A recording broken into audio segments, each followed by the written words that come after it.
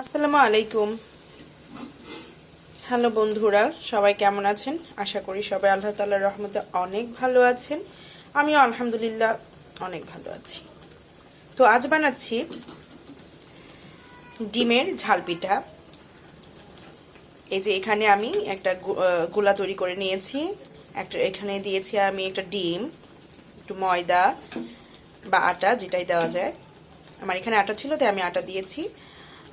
একটু চালের গুঁড়া দিয়েছি, একটু বেশি করে পেঁয়াজ, কাঁচা মরিচ কুচি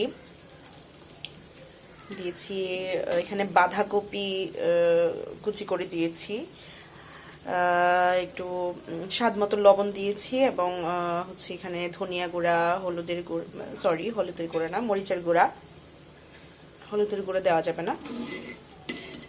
আর এগুলো দিয়ে আমি একটা গোলা তৈরি করে নিয়েছি। আপনি এখানে যে কোনো ধরনের সবজি দিতে পারবেন। এটা ঝাল পিঠা তো একটু ঝাল ঝাল হবে। তো আমি এখানে ঝাল একটু কম দেওয়ার চেষ্টা করেছি, কারণ যেহেতু আমার বাচ্চা খাবে, তো চেষ্টা করেছি একটু কম দেওয়ার জন্য।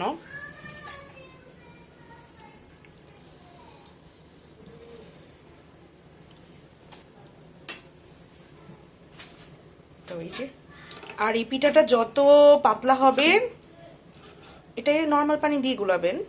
এটা আমি নর্মাল পানি দিয়ে গুলিয়ে নিয়েছি। আর এটা যত পাতলা হবে তত ভালো লাগবে খেতে পিঠাটা।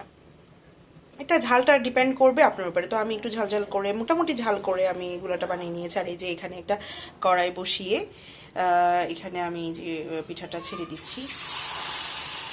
আমি অলরেডি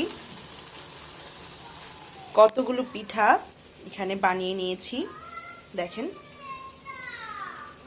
দেখি কত ভালো লাগছে। এই পিঠাগুলো অনেকটাই ক্রিস্পি হবে, অনেক মুচমুচে হয় এবং খেতে খুবই ভালো লাগে। মুখে দিলেই মনে হয় যেন কি যেন মিলিয়ে গেল, এরকমটা মনে হবে। তো এই ছিল আজকের আমার সন্ধ্যার রেসিপি, ডিমের ঝাল পিঠা। শীতকালে এটা বেশি ভালো লাগে খেতে, কারণ শীতকালে অনেক ধরনের সবজি থাকে, সব কিছুই দেওয়া যায়। ধনিয়া পাতা দিয়েছি আমি এটাতে, তো এই জন্যই খুব ভালো লাগে।